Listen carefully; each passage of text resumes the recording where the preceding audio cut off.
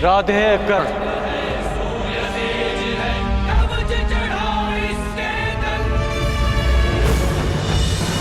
आह्वान करने के केवल दो ही कारण होते हैं, भक्ति के लिए या चुनौती के लिए। परंतु देवराज इंद्र को चुनौती देने के लिए तुम्हारी आयु बहुत कम है और तुम्हारी उदंडता देख तुम्हें भक्त समझना कठिन। भक्त तो मैं हूं देवराज, परंतु आपका नहीं, अपने गुरु का।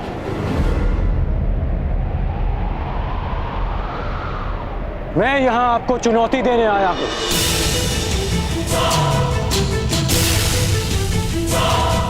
मुझे देवराज इंद्र नहीं, उस अहंकार को जिसने देवराज इंद्र की मति हर ली है। देवराज इंद्र को चुनौती देने वाले बालक कहां से आए, मैं भी जानने का इच्छुक हूं। मुझे ललकारने वाले का कुल क्या है, जाति क्या है?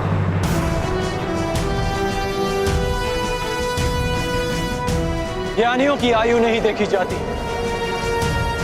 और ना ही वीरों का कुल पूछा जाता है। वीरों का बाहुबल ही उनकी जाति होती है और शस्त्र ज्ञान उनका कुल। आप बस इतना समझ ले कि यह कर्ण अपने गुरु के आदेश पर आपसे सम्मान सहित ये निवेदन करने आया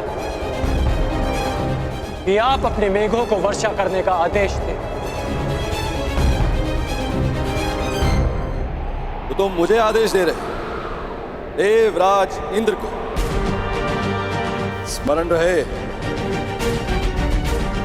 वर्षा मेरी अधीन है। इसे आज तक मैं इन पृथ्वीवासियों को भेंट स्वरूप देता आया, परंतु मुझे अभी अनुभव होने लगा निःशुल्क में मिलने वाली इन सुविधाओं को ये पृथ्वीवासी सम्मान नहीं करते। इसी कारण मैंने निर्णय लिया है कि पृथ्वीवासियों को वर्षा तब तक प्राप्त नहीं होगी जब तक वह मुझे उचित सम्मान नहीं देंगे। सम्मान और आदर प्रेम देकर अर्जित किए जाते हैं देवराज, बलपूर्वक केवल भय अर्जित किया जाता है। तो भय के कारण ही सही मुझे सम्मान चाहिए।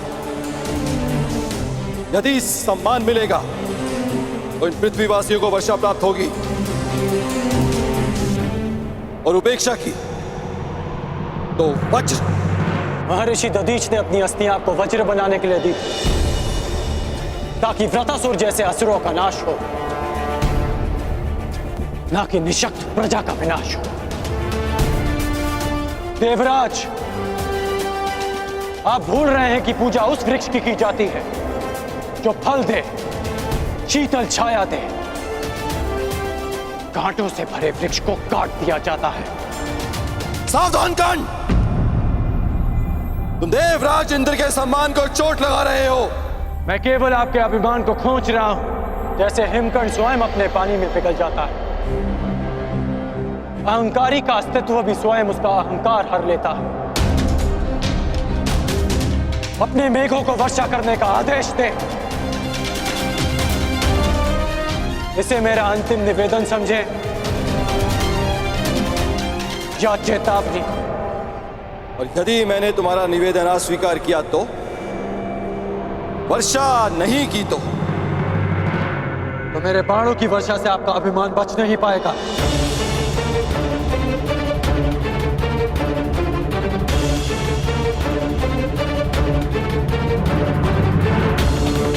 अज्ञानी बालक,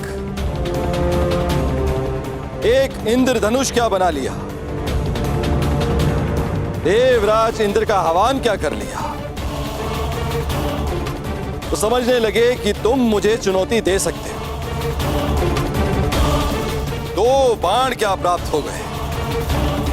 तुम्हें प्रतीत होता है कि तुम वज्रधारी इंद्र का सामना करो। आपको वज्र दान में मिला है देवराज।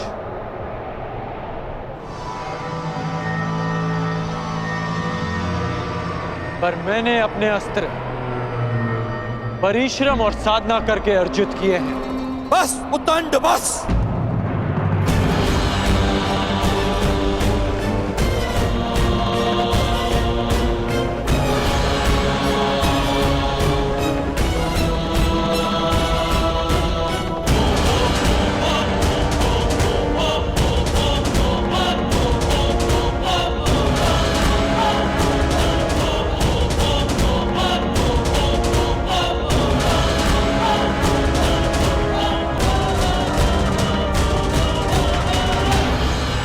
अंध अस्त्र के अंधकार को मिटाने के लिए प्रकाश पुंज चाहिए कर्ण। चक्षुमास्त्र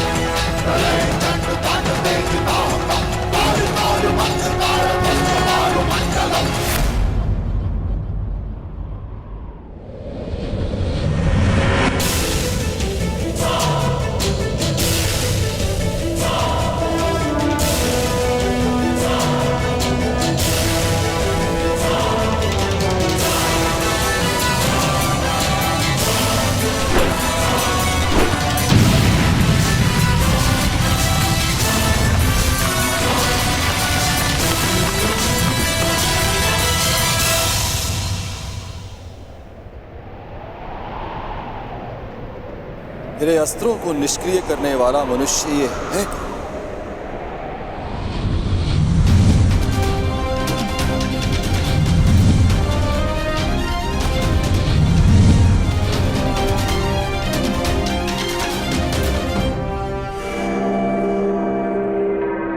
देवताओं को शक्ति मनुष्य की भक्ति से मिलती है,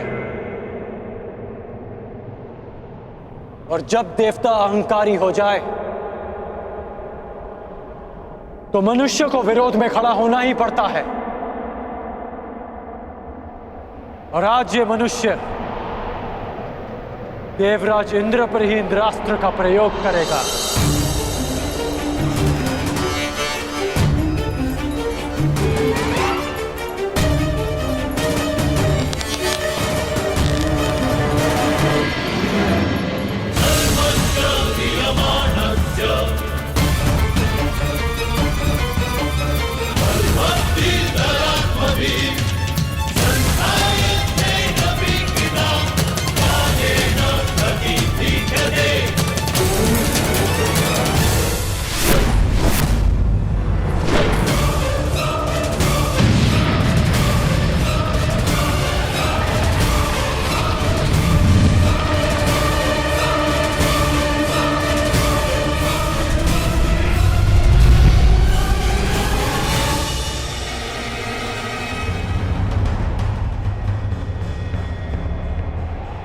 मूर्ख, तुमने इंद्रास्त्र का प्रयोग स्वयं इंद्र पे किया।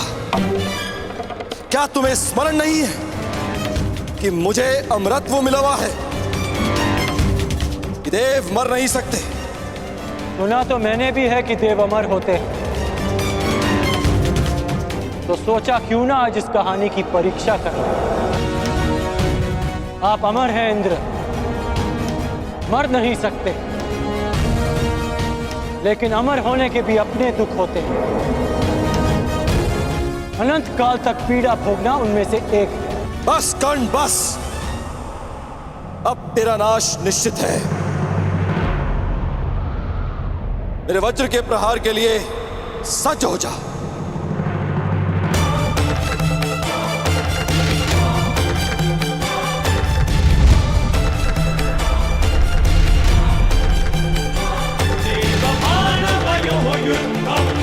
कर्णस्य च महेन्द्रस्य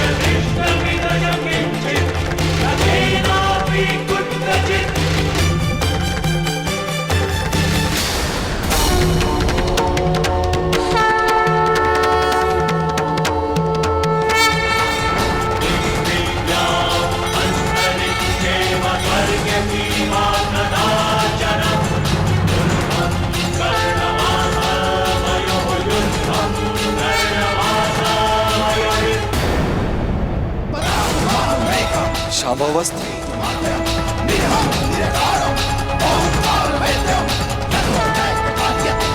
महादेव शिव शंभू का दिव्य अस्त्र नहीं, मैं इस पर वज्र से प्रहार कर कर महादेव को रुष्ट नहीं कर सकता।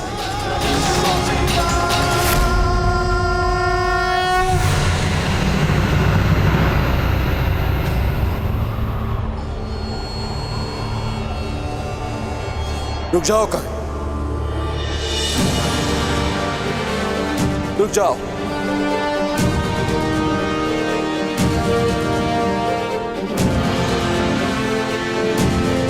मैं अपनी पराजय स्वीकार करता हूं।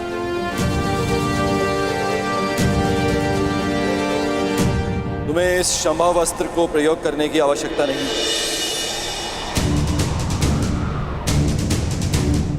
गंगा पुत्र भीष्म और आचार्य द्रोण के अतिरिक्त मैंने किसी धनुर्धारी में इतनी मेधा नहीं देखी, इतना बल नहीं देखा।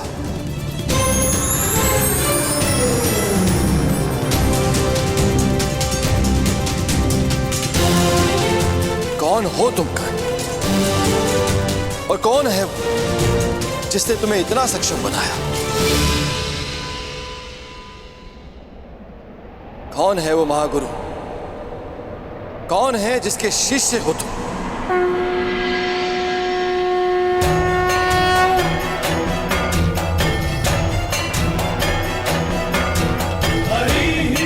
वही जिसने गंगा पुत्र भीष्म और द्रोण को शिक्षा दी थी। प्रभु परशुराम आप? कर्ण, तुमने बताया क्यों नहीं कि तुम प्रभु परशुराम के शिष्य हो? क्योंकि आपके अहंकार ने आपको यह प्रश्न पूछने ही नहीं दिया। प्रभु, मैं अपनी इस उदंडता के लिए क्षमा चाहता हूं।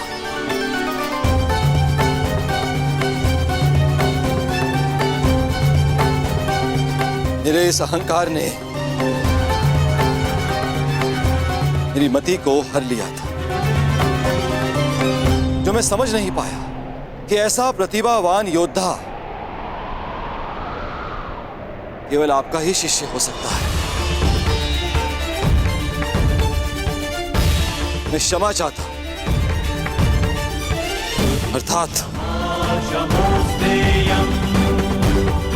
मेघों को अभी वर्षा का आदेश देता हूं।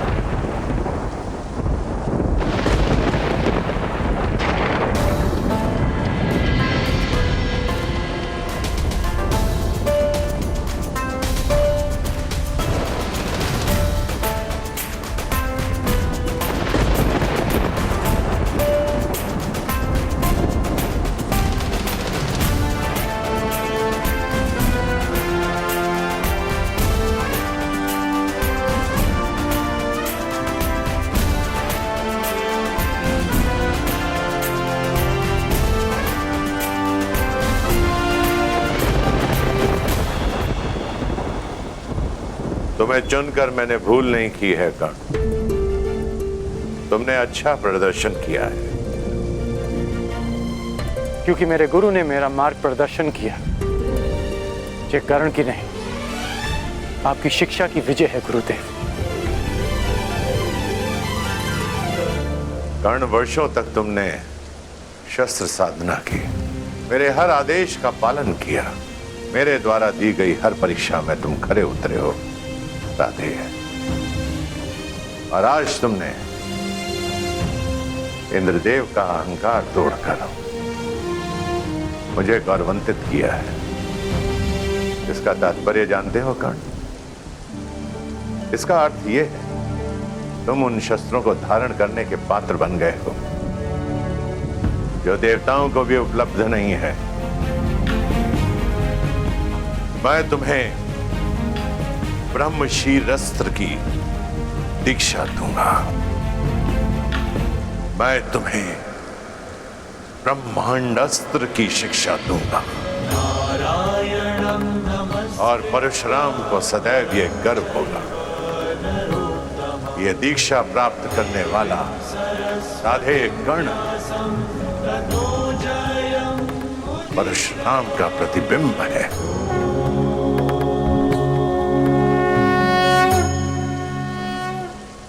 क्षत्रियों के गुणों से युक्त ये ब्राह्मण शिष्य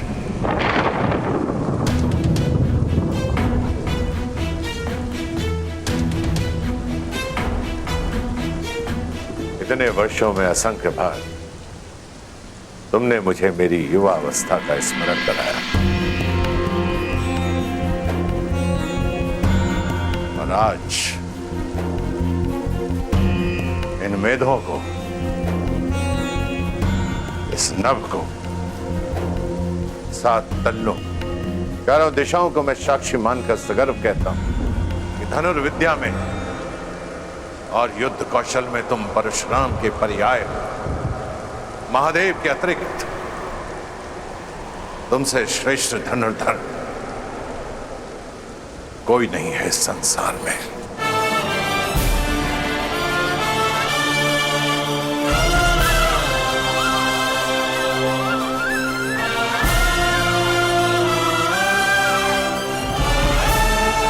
चिरायु भाव कर्ण,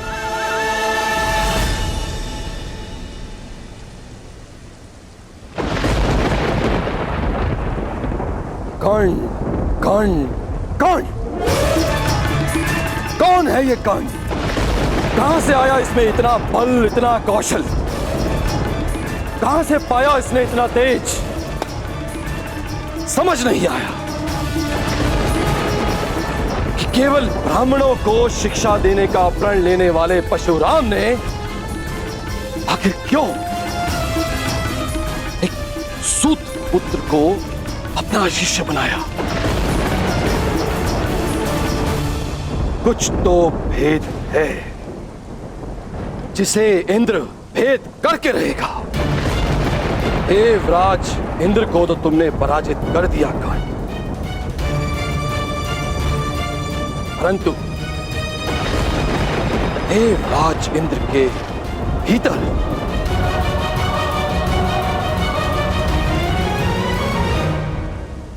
तुमने अपने महाशत्रु को भी जन्म दे दिया। तुम्हारे विनाश तक तुम्हारा पीछा नहीं छोड़ूंगा कर्ण।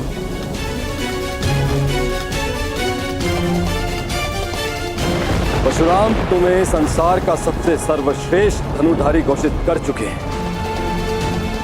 किंतु क्षमा करना है धनुर्धारी। मैं इंद्र ऐसा कभी होने नहीं दूंगा, कदापि नहीं। इस संसार का सबसे सर्वश्रेष्ठ, सबसे महान धनुर्धारी केवल वही होगा जिसमें देवराज इंद्र का बल होगा। देवराज इंद्र के वज्र का तेज,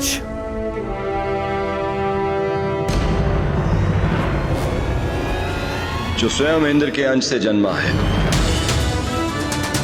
सबसे बड़ा, सबसे उत्तम, सबसे सर्वश्रेष्ठ धनुधर बनेगा हस्तिनापुर में शिक्षा ले रहा अर्जुन, जिसने इंद्र का आशीर्वाद अर्जित किया है, वो अर्जुन।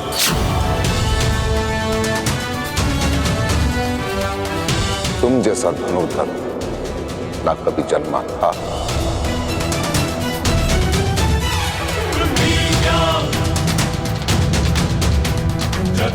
ना जन्मा है और ना ही कभी जन्मेगा अर्जुन।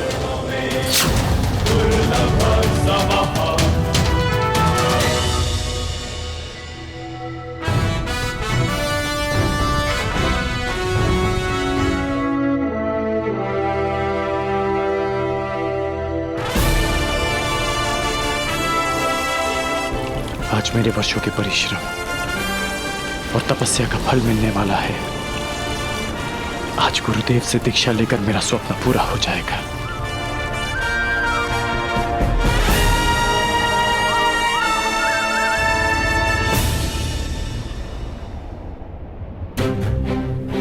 मैं कर्ण हूं, हस्तिनापुर का ब्राह्मण। धनुर्बल प्राप्त करने के लिए मैंने आपसे अपना परिचय छिपाया। ये छल मैंने अपने लोगों की रक्षा के लिए किया। क्षमा करना गुरुदेव।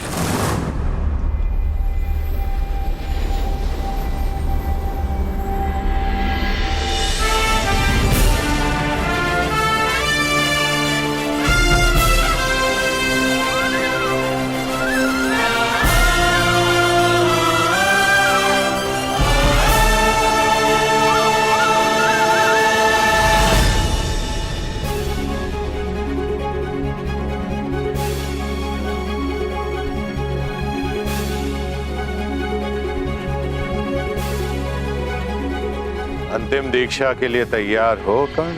प्रस्तुत हो गुरुदेव। वत्स, इस संपूर्ण ब्रह्मांड की रचना ब्रह्मदेव ने की है और उनसे बड़ा संहारक कोई नहीं हो सकता है। इसलिए ब्रह्मदेव के शस्त्रों से अधिक संहारक कुछ भी नहीं है। और वो 3 शस्त्र हैं: ब्रह्मास्त्र, ब्रह्मशीर अस्त्र और ब्रह्मांडास्त्र। कर्ण, उनकी दीक्षा से पहले तुम्हें मुझे वचन देना होगा। इनका प्रयोग तुम उत्तरदायित्व के साथ करोगे, संसार के हित के लिए करोगे, और तभी करोगे जब तुम्हारे समक्ष और कोई मार्ग ना बचा हो। सूर्य देव को साक्षी मानकर ये राधे आपको ये वचन देता है।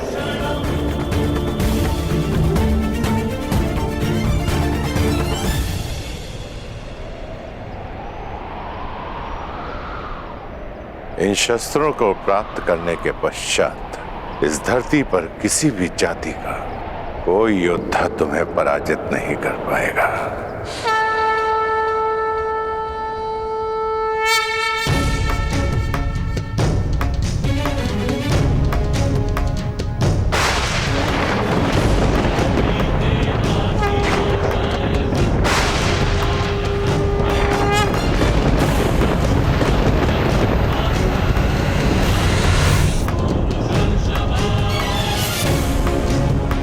ब्रह्मास्त्र अब ये तुम्हारे शरीर में विद्यमान है राधे। ब्रह्मास्त्र के पश्चात ब्रह्मदेव ने एक और महाशस्त्र का निर्माण किया जो ब्रह्मास्त्र से 4 गुना शक्तिशाली है। ब्रह्मशीर अस्त्र।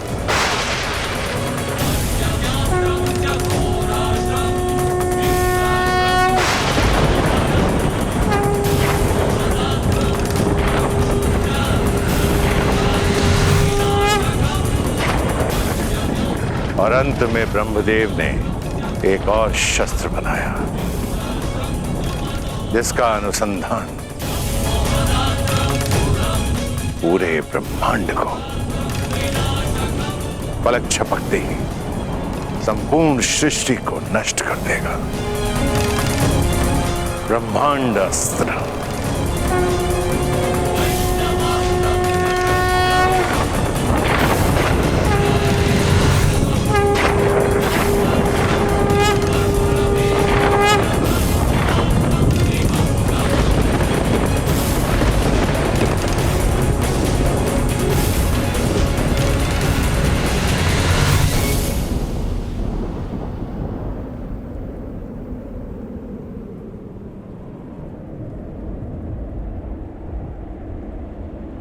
गुरुदेव,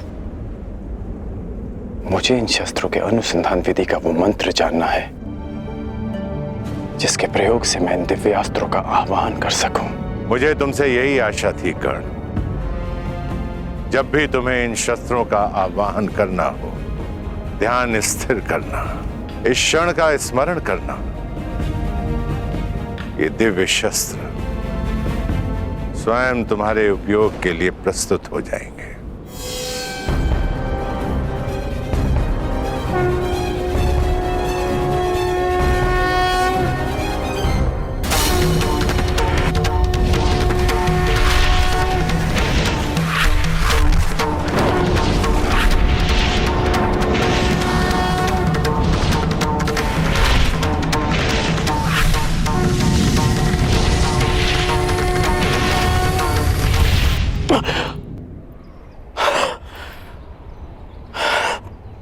कर्ण, शिक्षा प्रारंभ से पहले तुमने बताया था कि तुम महर्षि भृगु के वंशावली में से हो। आज महर्षि भृगु को तुम पर गर्व होगा। इस धरती के प्रत्येक ब्राह्मण को तुम पर गर्व होगा। ब्राह्मण पुत्र कर्ण,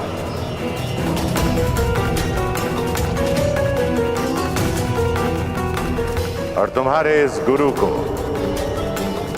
सदैव गर्व रहेगा कि उसे दीक्षा के लिए तुम्हारे जैसा ब्राह्मण पुत्र मिला।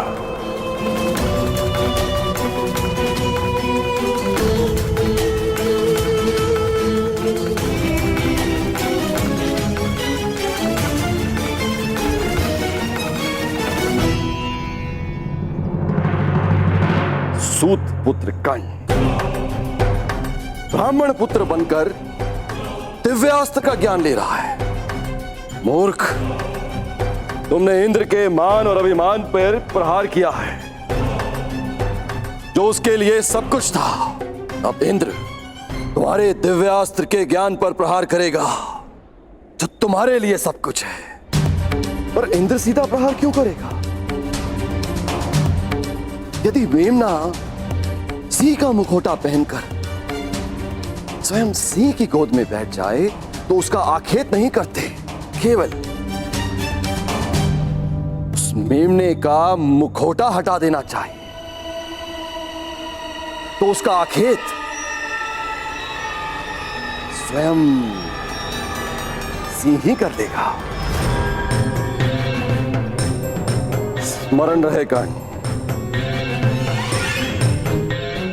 सबसे बड़ा अभिशाप वही होता है जो वरदान स्वयं के लिए शाप बन जाए।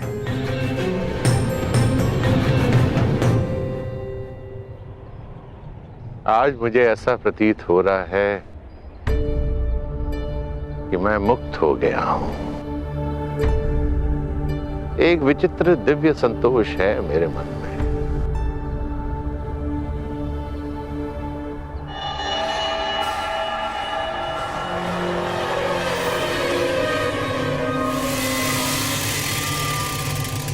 मेरा मन ऐसे जलता था जैसे तप मरुस्थल, और यह ताप शीतल तब हुआ जब मुझे श्री राम के दर्शन हुए। और उसके सैकड़ों वर्षों के बाद मेरे शिष्य गंगा पुत्र भीष्म के चक्रवात ने उसे फिर से जगा दिया। कर्ण, स्वयं से युद्ध करके कभी कोई विजयी हुआ है? अंततः पितामह भीष्म को भी आशीर्वाद देना पड़ा, और अनुभव हुआ कि आक्रोश उस शक्ति के कारण जो मुझ में है। और मैंने शपथ लिया कि अब मैं शस्त्र कभी नहीं उठाऊंगा। मैंने अपने सारे अस्त्र और शस्त्र अपने शिष्य द्रोणों को भेंट कर दिए, किंतु फिर भी थोड़ा आक्रोश भीतर रह गया।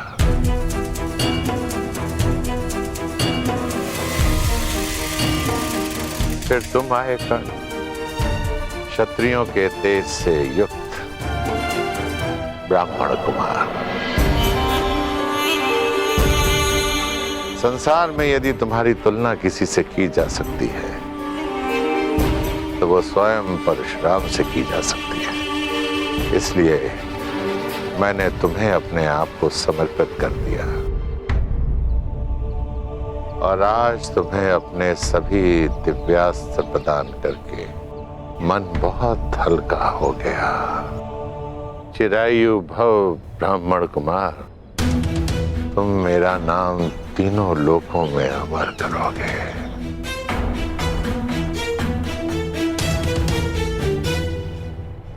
गुरुवर, आज्ञा हो तो कुछ निवेदन करो। आप संसार के सबसे महान और घातक योद्धा बने। परंतु अपने जन्म से नहीं, अपने कर्म से। आपका जन्म एक ब्राह्मण कुल में हुआ, उसके पश्चात भी आप किसी भी क्षत्रिय से सबसे महान योद्धा सिद्ध हुए। अपने जन्म से नहीं ना, अपने कर्म से ही ना गुरुदेव। तो जन्म और कर्म की ये नीति सबके लिए होनी चाहिए ना। मैं आपसे ये सब इसलिए कह रहा हूं क्योंकि आज मैं आप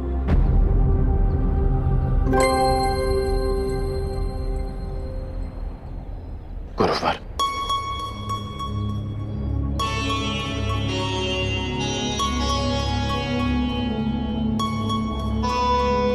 क्षमा करना गुरुवर,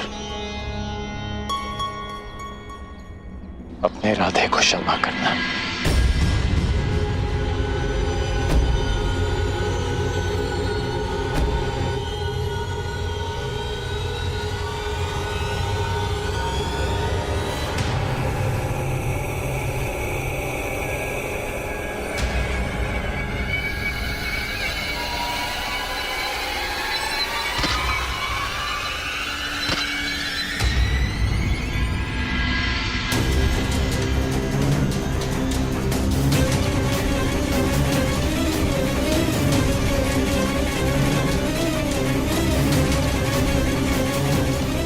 वर्षों बाद गुरुवर संतोष की निद्रा में है। उनकी निद्रा भंग हो जाएगी। मैं उनके विश्राम को भंग नहीं होने दे सकता।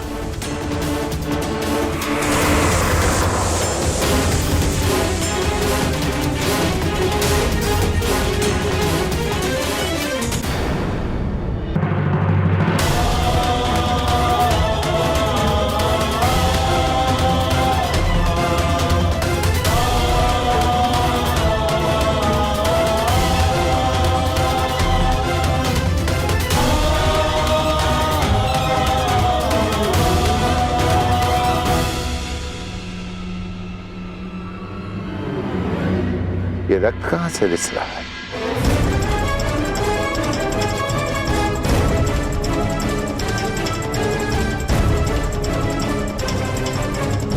राधे,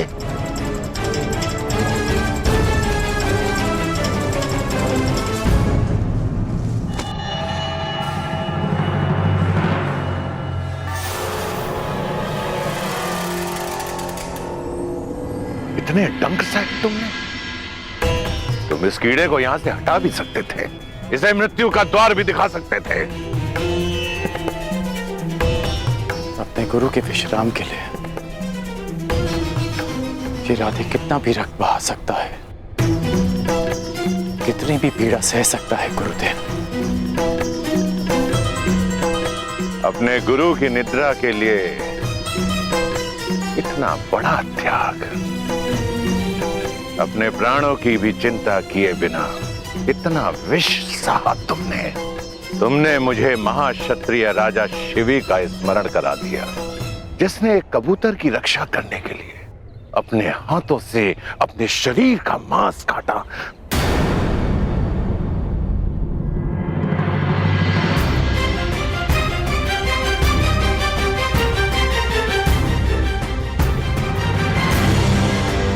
क्षत्रिय?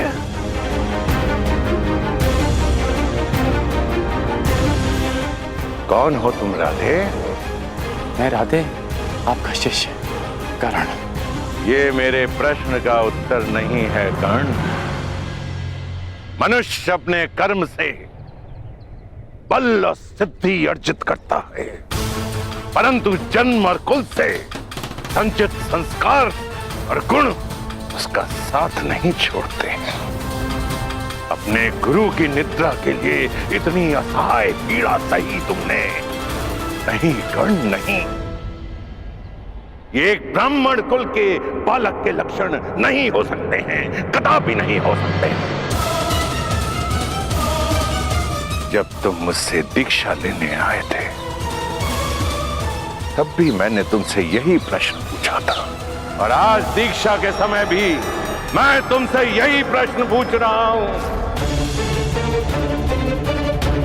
क्या तुम ब्राह्मण पुत्र हो?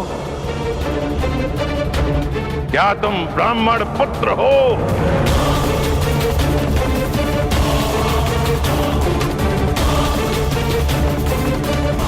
नहीं गुरुदेव,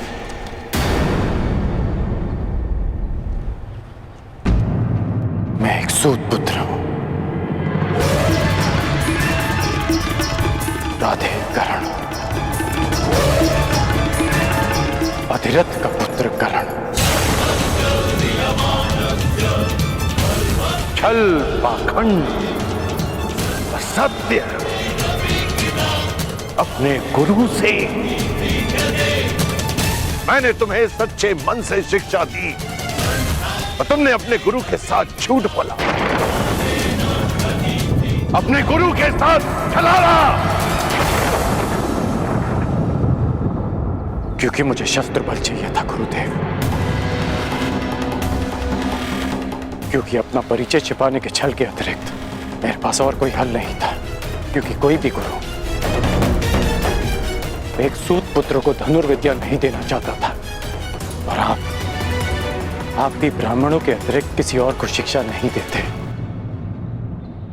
गुरुवर, आपके अधीन वर्षों शिक्षा ली मैंने। आप ही बताइए कि क्या इस कारण ने आपकी किसी भी आज्ञा का उल्लंघन किया? क्या ये अधिरथ पुत्र अपने गुरु की किसी भी परीक्षा में असफल हुआ? सफल हो या असफल, छल छल होता है कर्ण। और तुमने शिक्षा ग्रहण नहीं की, चोरी की है तुमने। तुम्हें इस अपराध का दंड मिलेगा।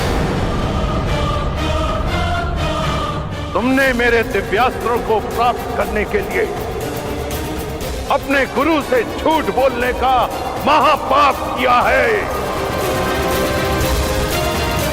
रोग है तुम पर।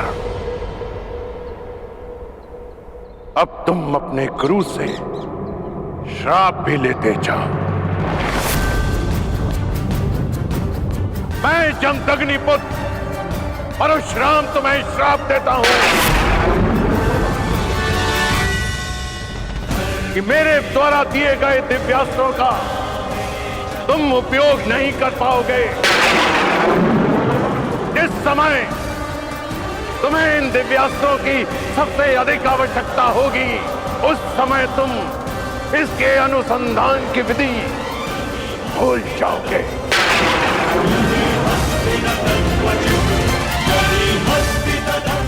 मेरे द्वारा दिए गए दिव्यास्त्रों का आवाहन नहीं कर पाओगे।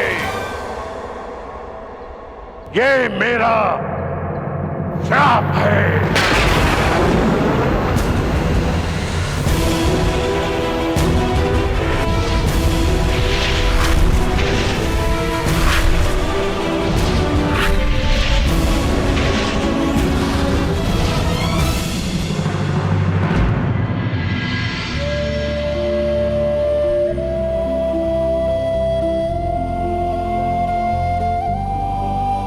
अपने गुरु से छल करने के पश्चात तुम अपने गुरु से दृष्टि मिलाने का साहस कर रहे हो। चले जाओ यहां से कर्ण, चले जाओ। इस श्राप के बाद ये पवित्र भूमि भी अभिशापित और अपवित्र हो गई है। जाओ। यदि ऐसा है तो ये स्थान तभी अपवित्र हो गया था जब मैंने पांव रखे। श्राप आपने मुझे आज दिया, परंतु अभिशापित तो मैं जन्म से ही रहा हूं।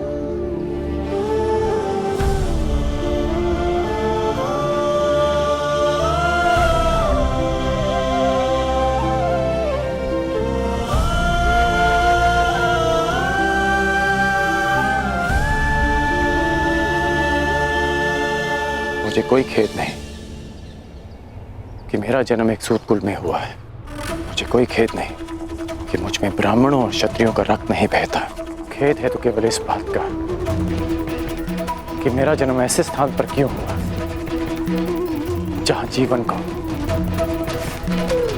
ब्राह्मणों और क्षत्रियों का दास माना जाता है। शास्त्रों में लिखा है कि मनुष्य की महानता और सफलता उसके गुण, उसकी मेधा से मापी जाती है।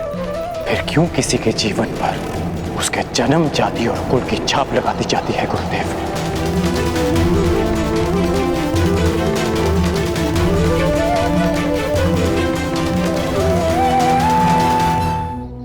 उसके गुण, उसकी मेधा से मापी जाती है। फिर क्यों किसी के जीवन पर उसके जन्म, जाति और कुल की छाप लगा दी जाती है गुरुदेव? जब विश्वामित्र राजकुल में जन्म लेकर ब्रह्म ऋषि बन सकते हैं, जब आचार्य द्रोण ब्राह्मण कुल के होकर क्षत्रियों को ललकार सकते हैं, जब मेरे महान गुरु परशुराम एक ब्राह्मण होकर शस्त्र धारण कर सकते हैं, तो फिर इस सूत पुत्र के साथ अन्याय क्यों गुरुदेव? क्यों ऐसा होता है कि यदि एक सूत पुत्र वेद की ऋचा सुन ले तो उसके मुख में पिघला सीसा भर दिया जाता है? क्यों किसी शूद्र को शिक्षा के अधिकार से वंचित रखा जाता है? क्यों मेरे भाई शोण को मार दिया गया था? क्योंकि उसने वेद पाठ करने का दुस्साहस किया। क्यों एक क्षत्रिय की उदंडता को उसका साहस माना जाता है और एक सूत की वीरता को उसका दुस्साहस? क्यों गुरुदेव? क्यों क्यों क्यों क्यों क्यों? जिन ब्रह्मदेव के दिव्यास्त्र आपने मुझे सौंपे, उन्होंने सृष्टि की रचना में क्या कोई भेदभाव किया? जन्म से लेकर अभी शरण में आने तक सदैव अपमान सा आपके चरणों में आया तो लगा कि हाँ, मुझ में भी प्राण है। आपकी छत्रो छाया से वंचित नहीं होना चाहता था गुरुदेव। ये कारण सम्मान से जीवन जीने का अधिकार चाहता था। इसलिए जीवन में पहली बार असत्य कहा, परंतु आपके प्रति मेरी श्रद्धा, मेरी शिक्षा के प्रति मेरी निष्ठा और मेरे कर्म के प्रति मेरी आस्था में किंचित भी असत्य नहीं है गुरुदेव।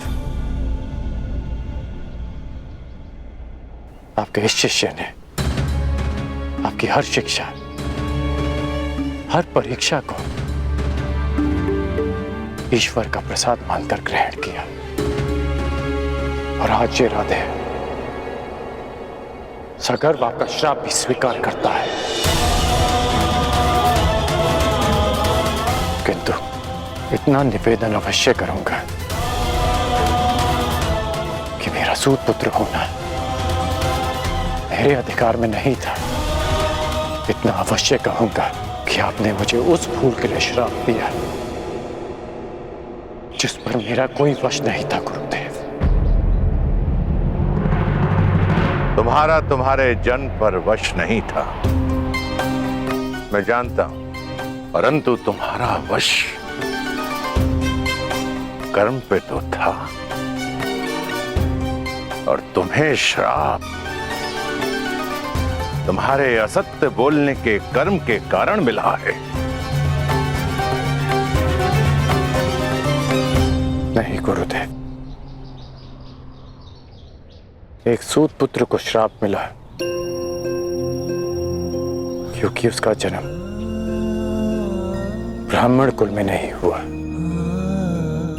क्योंकि एक सूत होने के पश्चात भी उसने सम्मान से जीवन जीना चाहा, अपना अस्तित्व बनाना चाहा। इसलिए एक सूत पुत्र को श्राप मिला। अपने गुरु से सत्य ना बोलने की भूल तुमसे हुई है कर्ण, और एक गुरु ने अपने शिष्य का सत्य जाने बिना उसे श्राप दे दिया, ये भूल परशुराम कर बैठा।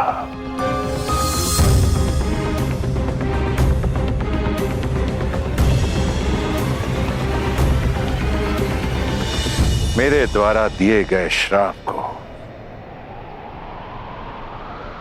मैं वापस तो नहीं ले सकता हूं कर्ण, परंतु उसके प्रभाव को कम करने का प्रयत्न अवश्य करूंगा। आज से तुम्हारे बाणों में ऐसा तेज होगा जो तुम्हें मेरे अन्य शिष्यों से भिन्न करेगा।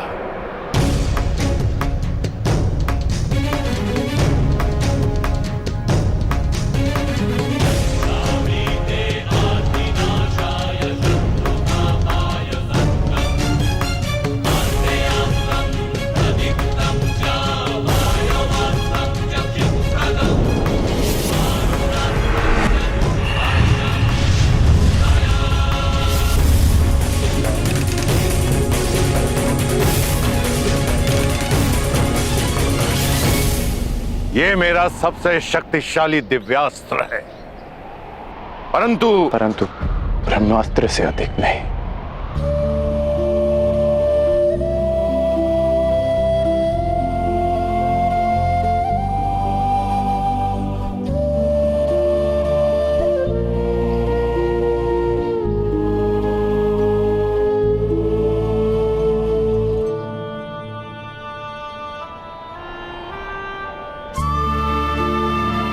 गुरु दक्षिणा मांगिए गुरुदेव। गुरु दक्षिणा क्या मांगू मैं तुमसे कर्ण? सब कुछ तो मैंने तुमसे ले लिया है, अब तो कुछ तुम्हें देना चाहता हूं।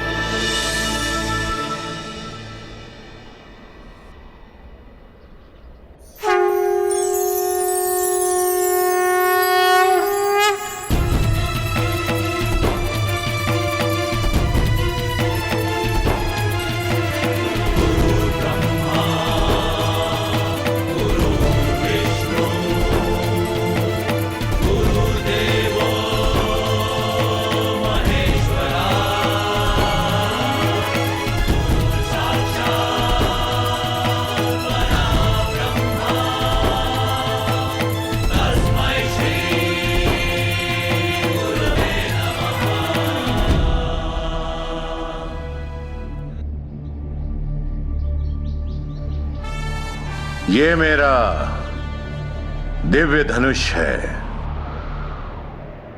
विजय। जब तक ये धनुष तुम्हारे हाथों में रहेगा, संसार का कोई भी योद्धा तुम्हें पराजित नहीं कर पाएगा कर्ण। जाओ पुत्र, जाओ, इस अभिशापित जीवन को स्वीकार करो। जन्म की पीड़ा और शाप का ताप सहकर भी तुम संसार के आकाश में सूर्य के भांति चमको।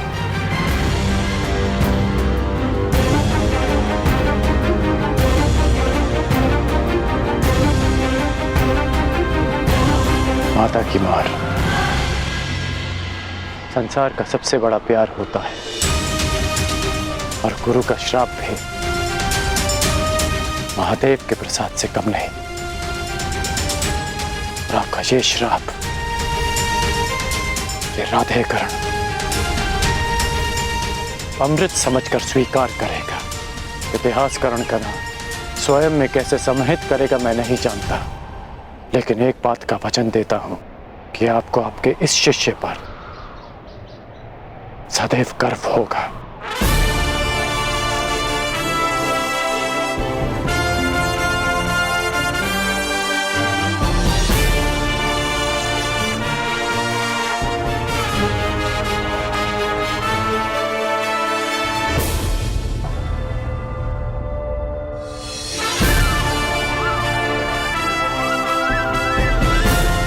आज से मेरा नया जीवन प्रारंभ होता है।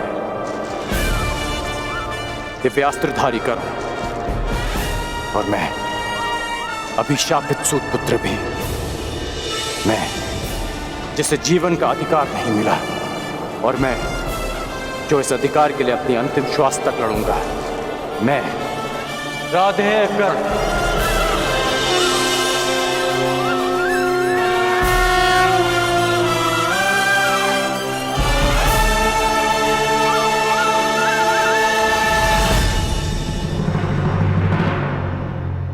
परशुराम शिष्य, हस्तिनापुर के राजगुरु, महायोद्धा, प्रतापी आचार्य द्रोण पधार रहे हैं।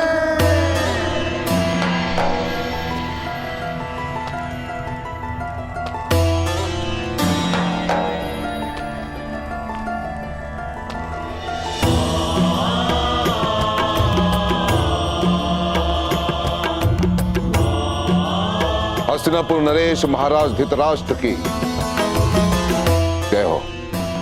आपके स्वर से लगता है कि रंगभूमि कुमारों के प्रदर्शन के लिए तैयार है। जी महाराज, 105 योद्धा हस्तिनापुर के आकाश में अपने शस्त्र बल का तेज फैलाने के लिए प्रस्तुत है। और इतना नहीं महाराज, हस्तिनापुर की जनता अपने राजकुमारों के स्वागत के लिए आतुर है, प्रतीक्षा कर रहे हैं कि वे कब आएंगे। समय आ गया है जब मेरे पुत्र अपनी योग्यता का प्रदर्शन करेंगे। समय की चाल में आहट नहीं होती महाराज, किंतु वेग की भांति वो चलता है। कल की ही बात लगती है कि नन्हे कौरव और पांडव इसी महल के आंगन में उद्दंडता करते फिरते थे, और आज शक्ति का प्रदर्शन करने के लिए प्रस्तुत हैं। भाग्यशाली है भीष्म जो अपने पुत्रों का ये रूपांतरण देख सकता है। सौभाग्यशाली तो हस्तिनापुर है ताचरी, जिसे आपकी छत्र छाया मिली।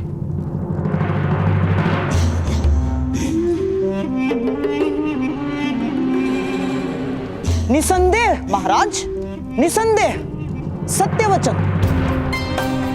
जिस राज्य के महाबली भीष्म और महाधनुर्धर द्रोण जैसे स्तंभ हो, वो राज्य सौभाग्यशाली होगा ही।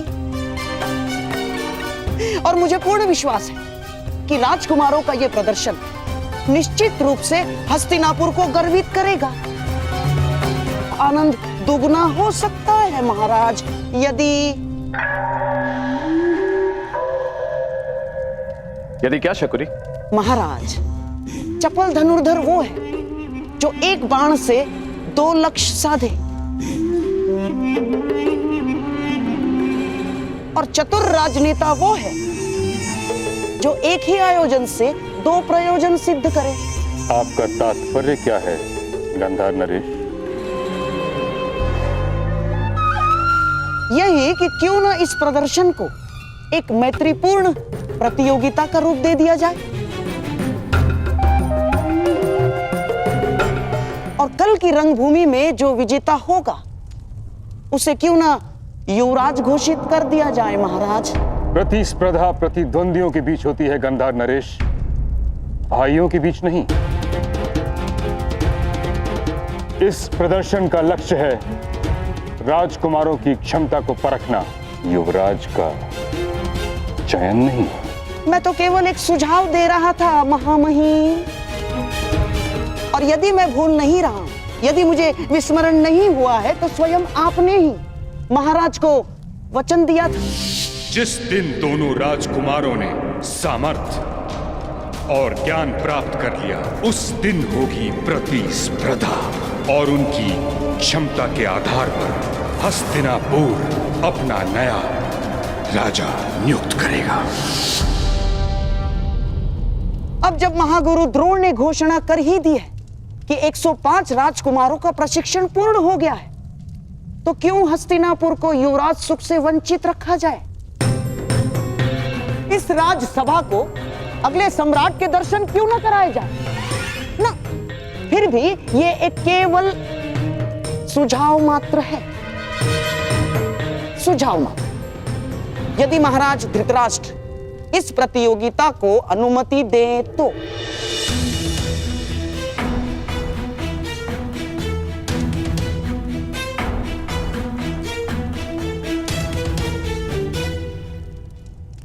उचित कह रहे हो शकुनी। इस सुझाव पर विचार किया जा सकता है। निश्चित रूप से हस्तिनापुर को युवराज की आवश्यकता है। निश्चित रूप से युवराज की आवश्यकता है महाराज, किंतु चयन के लिए प्रतिस्पर्धा विकल्प नहीं।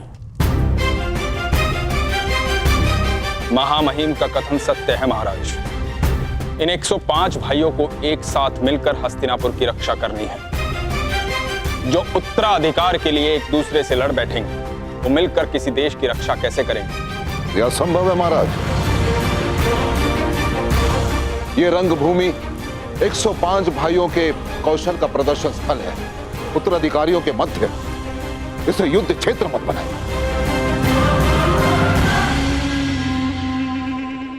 यदि रंगभूमि के इस आयोजन से युवराज के चयन का प्रयोजन सिद्ध होता है तो इसमें खोट क्या है आचार्य? खोट केवल इतना है गंधार नरेश कि कहीं भाइयों के बीच का खेल रक्त रंजित स्पर्धा में न बदल जाए। महामहिम भीष्म बिल्कुल ठीक कह रहे हैं। आचार्य, वो क्षत्रिय कैसा जो युद्ध से भयभीत हो जाए, और वो राजकुमार कैसा जो अपने राज्य की रक्षा के लिए घाव खाने से पीछे हट जाए? और क्या गुरु द्रोण को अपने शिष्यों पर इतना भी विश्वास नहीं कि वे तनिक पीड़ा सह सकेंगे? और क्या महामहिम भीष्म को अपने कुल के रक्त की परीक्षा लेना क्या इतना कठिन प्रतीत हो रहा है? क्यों?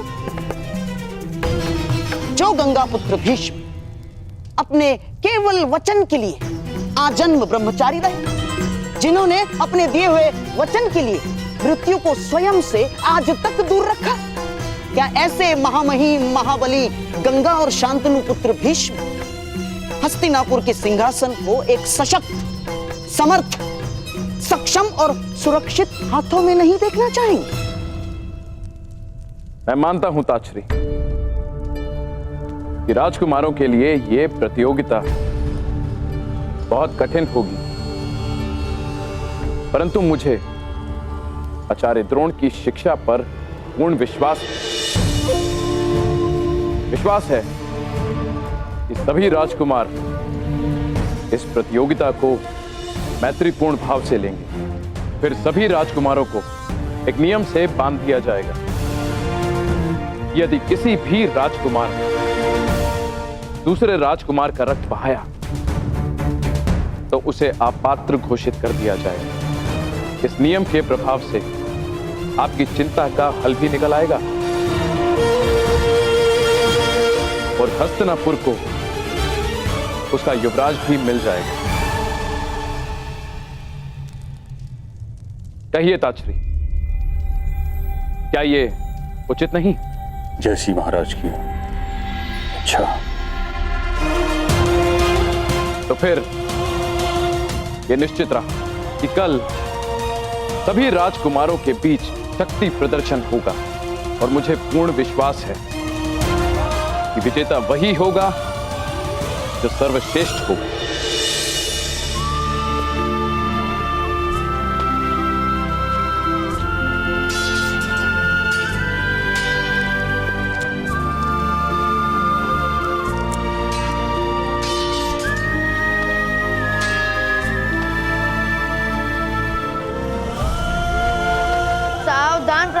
मेरे प्राण का सामना करो।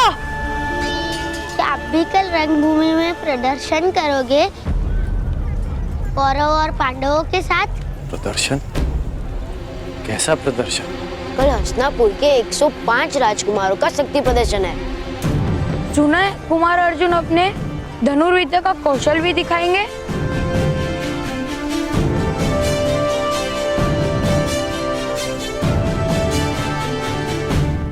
कल की प्रतियोगिता में कौन किसके साथ द्वंद्व करेगा यह निश्चय आप करेंगे। प्रतियोगिता पक्षपात रहित होनी चाहिए महामहिम। आप आचार्य द्रोण पर संदेह कर रहे हैं गंधार नरेश। नहीं महामहिम, कदापि नहीं। मैं तो केवल मानवीय निर्बलता की बात कर रहा हूं। कितना भी प्रयास कर लीजिए, घुटना पेट की ओर ही मुड़ता है और ना चाहते हुए भी एक माता अपने पुत्र के पक्ष में ही बोलती है। महामहिम,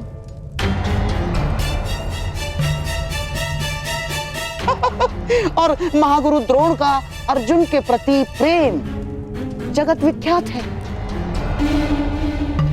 वो तो पहले ही घोषणा कर चुके हैं कि इस संसार का सर्वश्रेष्ठ योद्धा अर्जुन ही है। बस कीजिए गांधा नरेश शकुनी, आप द्रोण के न्याय भाव पर आक्षेप लगा रहे हैं जो उचित नहीं है। नहीं आचार्य, नहीं, मैं तो वो कह रहा हूं जो कल सारा हस्तिनापुर कहेगा। तो आप चाहते क्या हैं? मैं तो केवल महाराज को यह निवेदन करना चाहता हूं कि द्वंद्व के प्रतियोगियों का निर्णय कोई मनुष्य ना करे। तो फिर कौन करेगा शकुनी? वो जिसमें पक्षपात का भाव ना हो।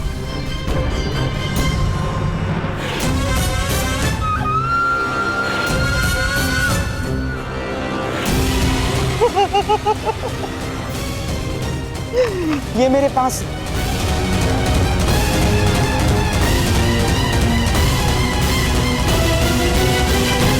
मैं भी कल रंगभूमि में जाकर कौरवों और पांडवों के बीच अपना प्रदर्शन करूंगा और ऐसे तलवारबाजी करूंगा।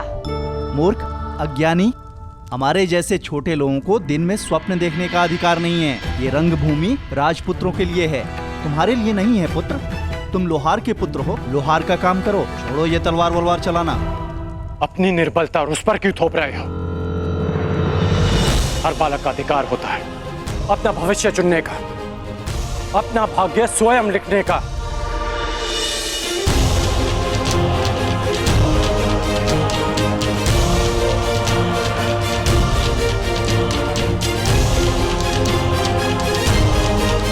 छोटे मित्र, कभी स्वप्न देखना मत छोड़ना और उसे पूरा करने का परिश्रम करना भी मत छोड़ना। कौन से देश से आए हो मित्र? मनुष्य का भाग्य उसके जन्म से ही निश्चित हो जाता है, यही नीति है। यदि यही नीति है तो इस नीति को बदल दूंगा मैं। हस्तिनापुर के मस्तक पर अपने बाणों की नोक से अपना भाग्य स्वयं लिखेगा ये इरादा है।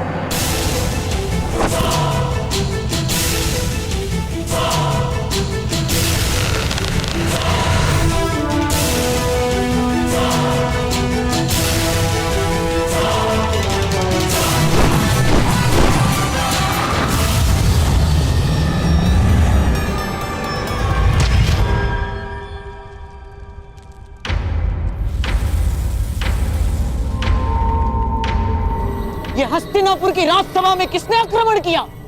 यह आक्रमण नहीं, किसी के आगमन का संदेश है। आचार्य द्रोण, इस बाण पर गुरु परशुराम का चिन्ह है। परंतु महामहिम, गुरु परशुराम के 2 जीवित शिष्य आप और मैं इस राज्यसभा में उपस्थित हैं, तो फिर यही प्रश्न मुझे विचलित कर रहा है आचार्य द्रोण।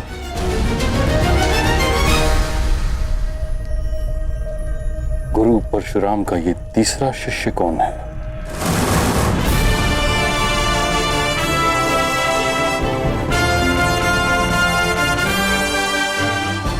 अब समय है कौशल के प्रदर्शन का।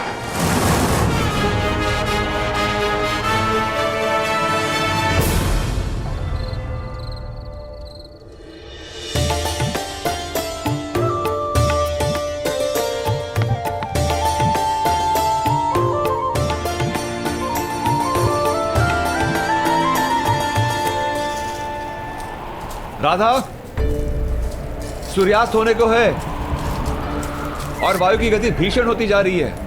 लगता है चक्रवात आने वाला है। भोजन पक गया या नहीं? बस हो गया।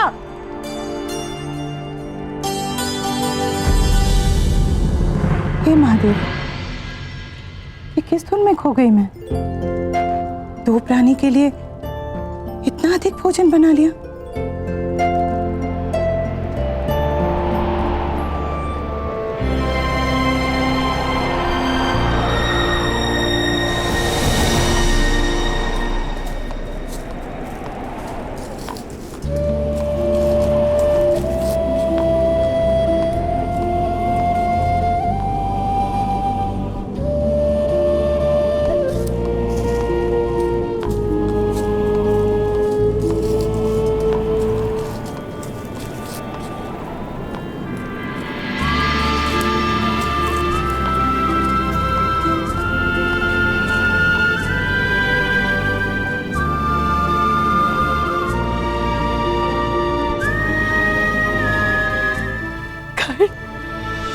राधे कर्ण माता।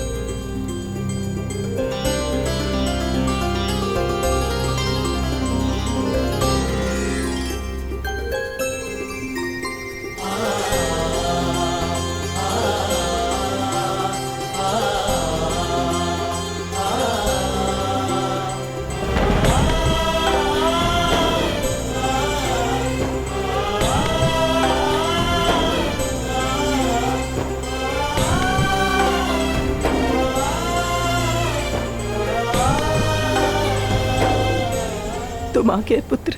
हाँ माँ, मैं आ गया।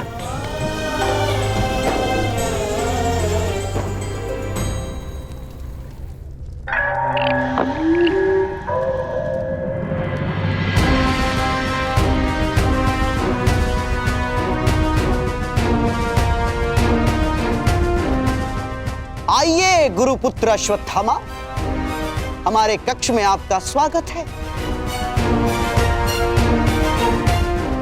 आप मुझसे यहाँ क्यों मिलना चाहते थे?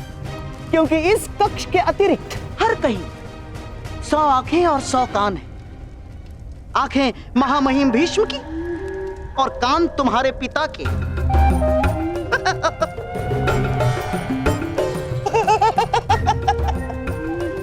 और यहाँ इस कक्ष में हमारी बात सुनने और देखने वाला कोई नहीं।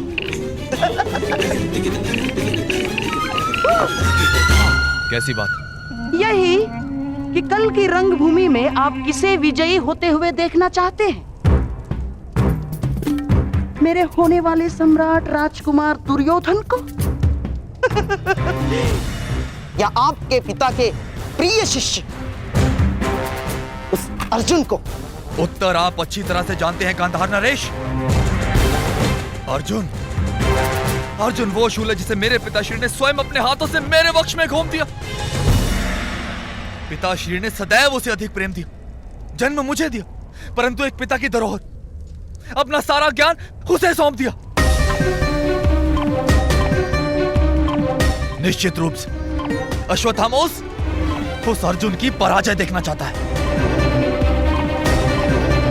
कल की स्पर्धा में कुमार दुर्योधन ही विजयी होने चाहिए। जिन लोगों के शत्रु एक हों, उन्हें आपस में मित्रता कर लेनी चाहिए अश्वत्थामा। हमारा स्वप्न एक है और वो स्वप्न पूरा होने में बाधा भी एक ही है। अर्जुन, तो उस बाधा को दूर करने का कोई हल सोचा है आपने? उसका हल बताने के लिए तो आपको यहां बुलाया है।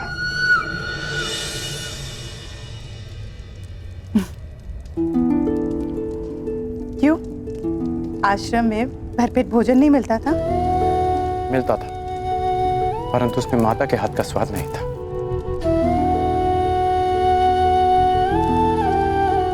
वैसे आपको किसने सूचना दी मेरे यहाँ आने की कि आपने ये भोजन तैयार रखा? क्यों? पूर्वाभास केवल तुम धनुर्धारी को ही होता है। तुम लोग शब्द सुनकर लक्ष्य का आभास कर लेते हो, किंतु माता का अपना पुत्र के लिए आभास सबसे अधिक शक्तिशाली होता है।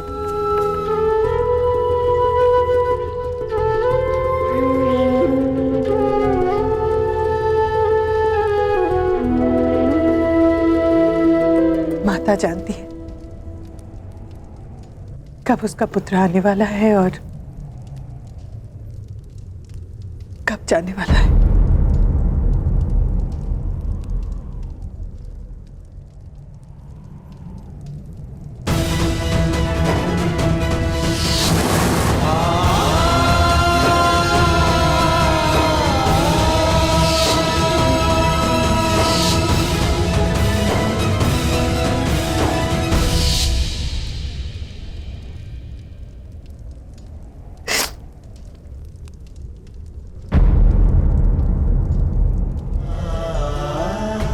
इतिहास भले ही ना हो, एक भाई की जाने की पीड़ा एक भाई को भी कम नहीं होती मां।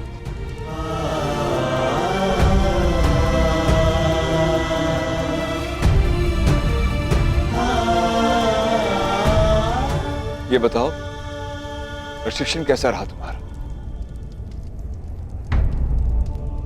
गुरुदेव को अधिक सताया तो नहीं? आप विषय को टाल रहे हैं।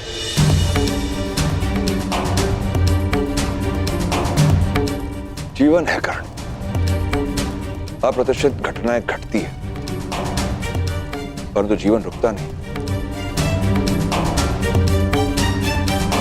परंतु आप भूल नहीं सकते, जो हुआ उसे जीते जी भुला पाना असंभव है, और स्मरण रखकर जी पाना भी संभव नहीं है कर्ण।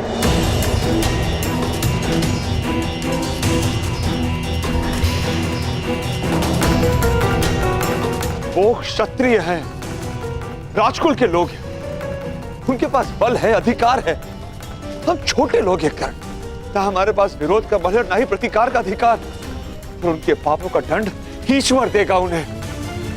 भगवान, ईश्वर, विधाता, कब तक न्याय पाने के लिए उनके सहारे बैठे रहेंगे आप लोग? न्याय मांगा नहीं जाता, उसे छीन लिया जाता है। माता, आप तो वासुदेव कृष्ण को भी ईश्वर का रूप मानती हैं ना? तो आप लोगों ने सुना ही होगा कि किस प्रकार वो यदुवंशियों के मध्य समानता का संदेश दे रहे हैं। उनके लिए सब समान है। जो काम वो यदुवंशियों में कर रहे हैं, वही काम हमें हस्तिनापुर में करना होगा।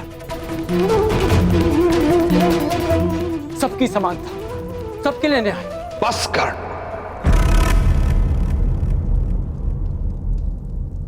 तनिक नहीं बदले तुम, परंतु पिताश्री, तुम एक सूत पुत्र हो, सूत पुत्र।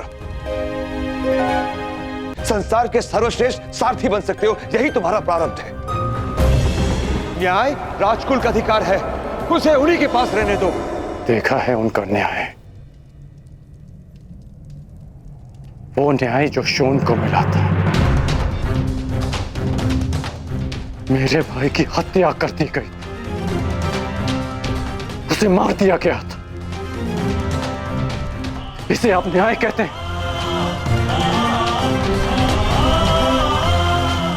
न्याय और सत्य से भागते हैं आप लोग।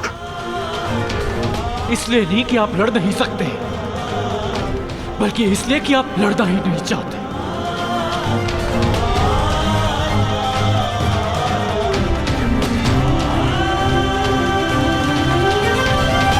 भागने से प्रारब्ध नहीं बदलता पिताश्री।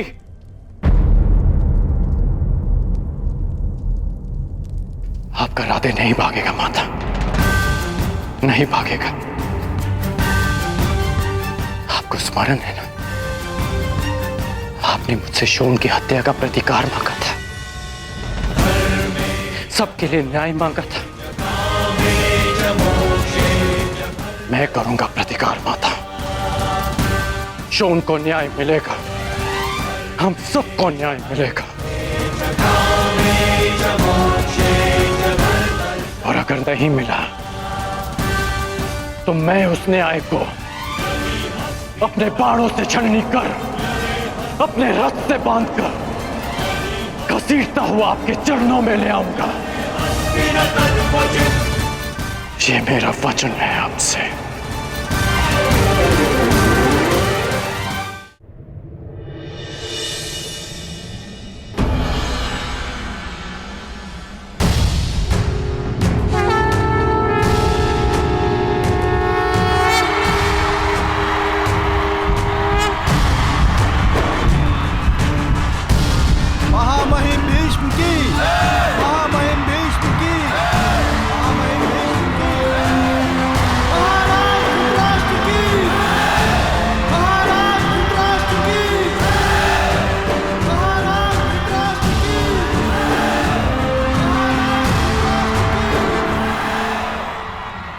हस्तिनापुर के सभी निवासियों का इस रंगभूमि में स्वागत है। आज हस्तिनापुर के 105 राजकुमार अपने प्रशिक्षण का प्रदर्शन करेंगे, जिसके पश्चात आप सबको विश्वास हो जाएगा कि आने वाले कई दशकों तक हस्तिनापुर सुरक्षित रहेगा। हर युद्ध से, हर आक्रमण से हस्तिनापुर की ओर कोई चुनौती नहीं दे पाएगा। यद्यपि हस्तिनापुर का कोई शत्रु अस्तित्व में नहीं है, और यदि है तो यह उसको चुनौती है कि भीष्म के साथ साथ हस्तिनापुर में 105 योद्धा उपस्थित हैं उसकी सुरक्षा के लिए। ताक्षरी इतना समय क्यों लगा रहे हैं विदुर? स्पर्धा प्रारंभ क्यों नहीं कर रहे? अब प्रतीक्षा नहीं होती। मैं दुर्योधन, मैं जानना चाहता हूं कि अब मेरा उत्तराधिकारी कौन बनेगा। हमारा सौभाग्य है कि हमारे समक्ष गुरु द्रोण उपस्थित हैं, जिन्होंने अपने शिष्यों को पाषाण खंडों से निखारकर रत्न बनाया। वो स्वयं अपने शिष्यों का परिचय दें। हस्तिनापुर के वासियों, मैं आज बहुत संतुष्ट हूं। मां महिम भीष्म ने मुझे 105 दीपक सौंपे थे, और आज वो दीपक सूर्य के भांति चमकेंगे और हस्तिनापुर के आकाश को प्रकाशित करेंगे। अब आपके समक्ष वो प्रस्तुत होंगे जो 105 राजकुमारों में सबसे ज्येष्ठ हैं, धर्म और कर्म में चित, युद्ध में स्थिर कुमार युधिष्ठिर। युधिष्ठिर युधिष्ठिर कुमार युधिष्ठिर की, कुमार युधिष्ठिर की, कुमार युधिष्ठिर की।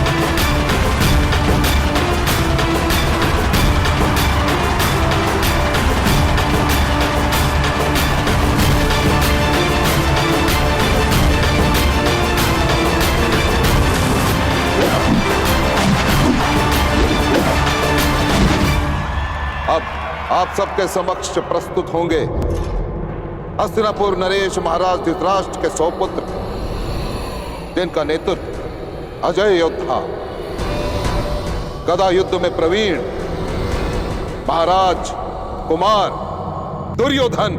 दुर्योधन कुमार दुर्योधन की, कुमार दुर्योधन की, कुमार दुर्योधन की, कुमार दुर्योधन की, कुमार दुर्योधन की।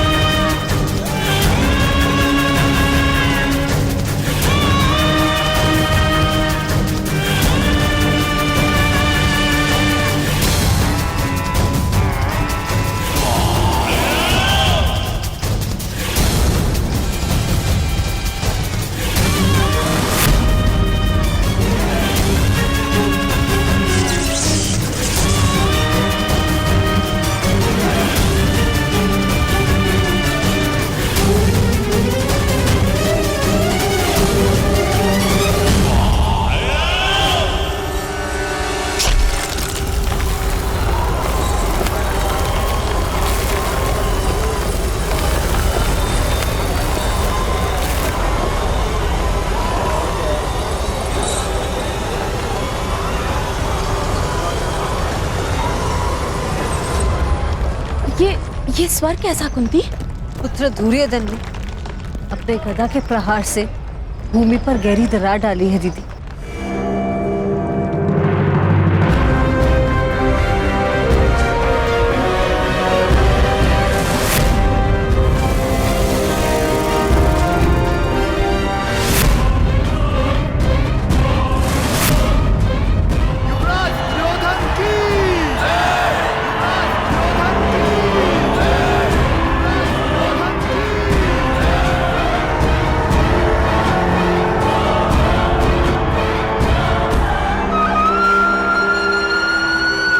महाराज धृतराष्ट्र, पितामह भीष्म समेत उपस्थित सभी को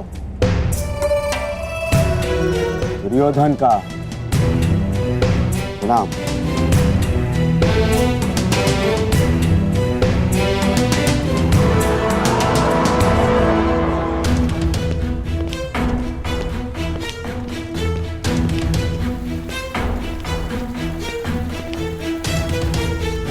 कहां जा रहे हो कर्ण?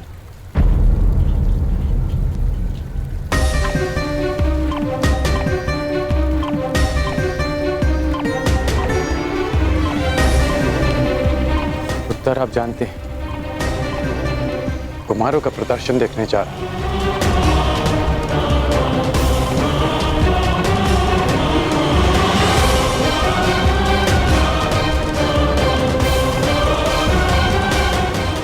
धनुष को साथ लेकर तुम कहीं नहीं जा रहे हो।